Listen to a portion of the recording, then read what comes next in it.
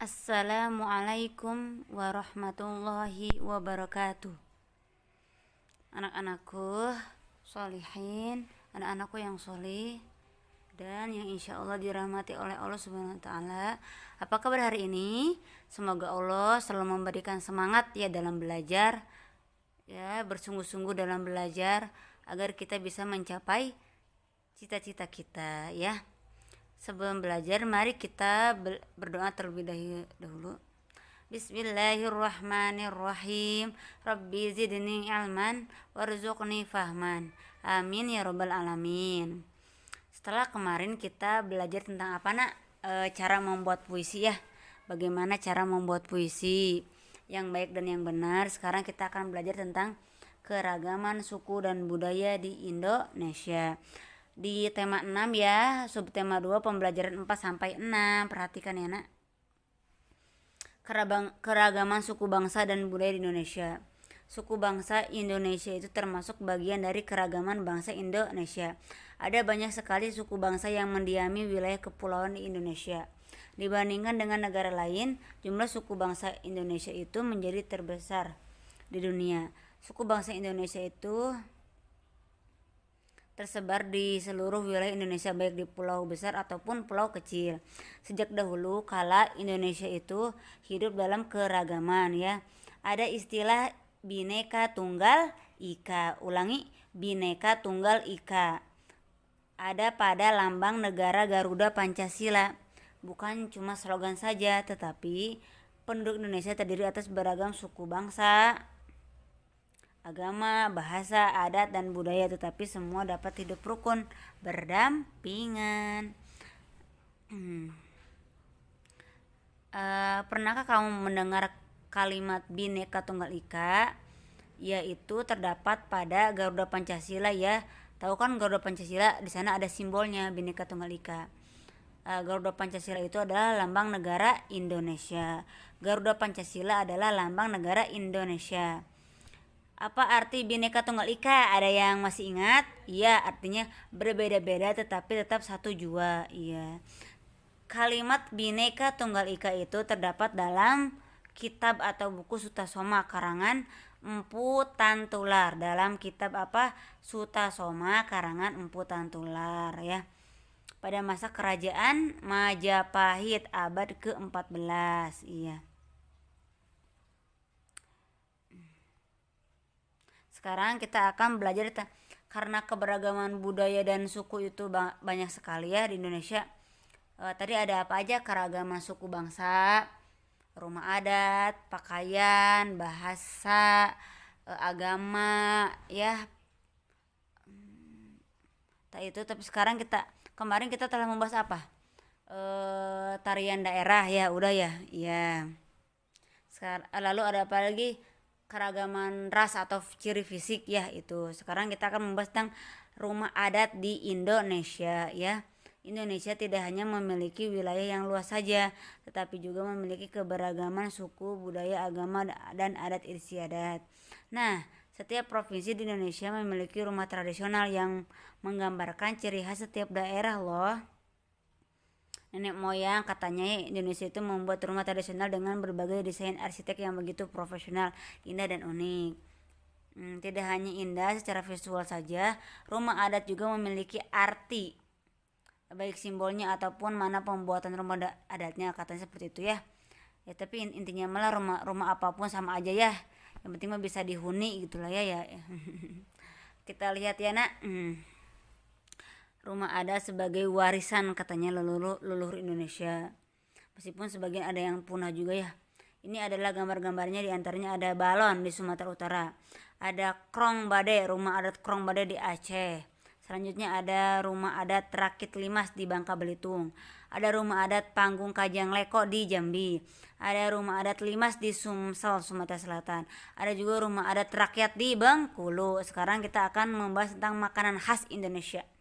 Makanan Indonesia itu patut dibanggakan ya, karena makanan yang terlezat di dunia dan dengan lengkap bumbu-bumbu rempahnya ya. Iya. Kan kalau kita lihat ya makan-makan di luar negeri itu nggak ada rempah-rempahnya ya, paling hanya terigu aja ya, maizena yang kayak gitulah. Kalau Indonesia itu kaya dengan rempah-rempah. Apa itu rempah-rempah? Ya bumbu-bumbu masakan, ada kunyit, ya ada seledri, ada apalagi pala, eh, lengkuas ya, cabe, bawang merah, bawang putih, ada juga apalagi muncang, itu apa Indonesianya ya, itu ya, dia sangat lengkap, jadi makanya enak daripada makan luar negeri kayak pizza ya, kebab, spaghetti ya, itu kan kurang rempah-rempahnya.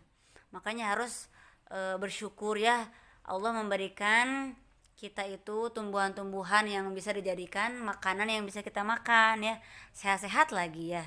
Makanya harus disyukuri dengan apa ya, banyak beristighfar, berdoa, makan yang banyak ya, jangan jangan susah kalau makan itu.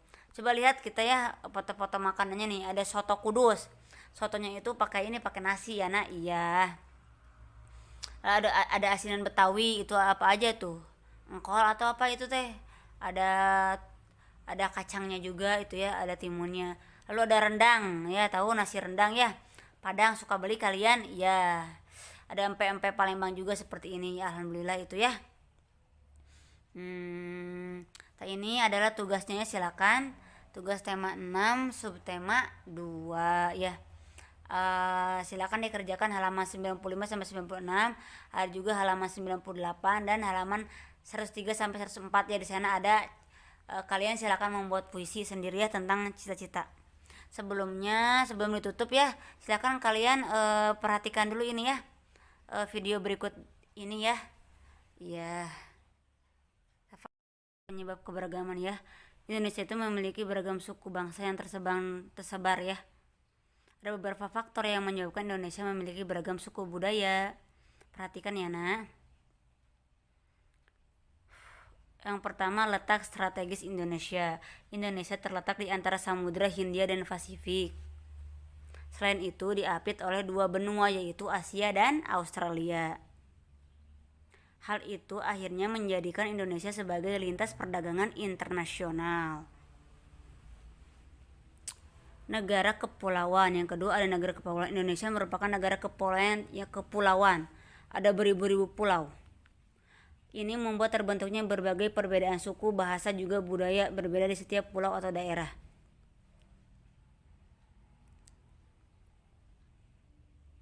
Yang ketiga, kondisi alam. Berbagai daerah di Indonesia juga memiliki kondisi alam yang berbeda-beda. Kondisi itu cuacanya ya. Ada yang daerahnya pantai, ada yang subur, ada yang daerah pegunungan, ada yang dataran rendah, dataran tinggi, dan lain-lain. Itu kondisi alamnya namanya. Hal ini juga menyebabkan adanya perbedaan di antara masyarakat Indonesia.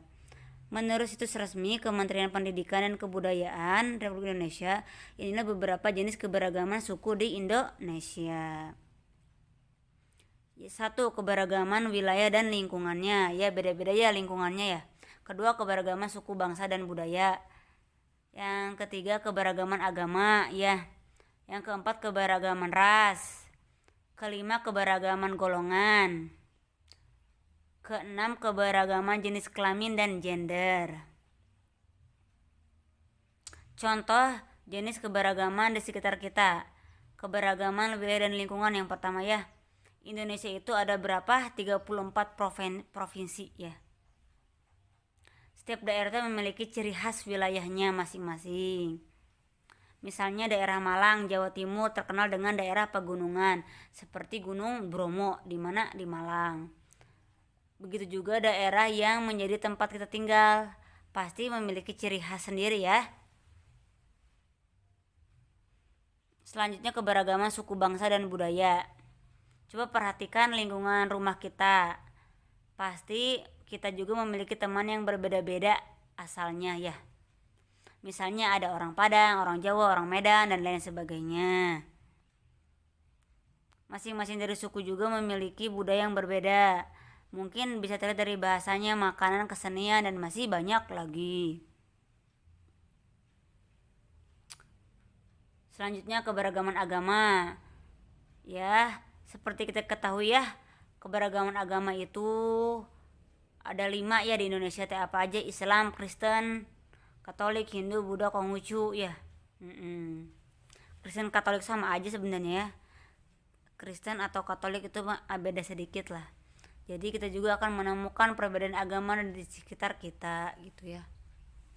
Saling menghormati saja ya, toleransi. Asal tidak boleh dulu. Rabbika rabbil izzati amma yasifun, wassalamun alal mursalin, walhamdulillahi rabbil alamin. Wassalamualaikum.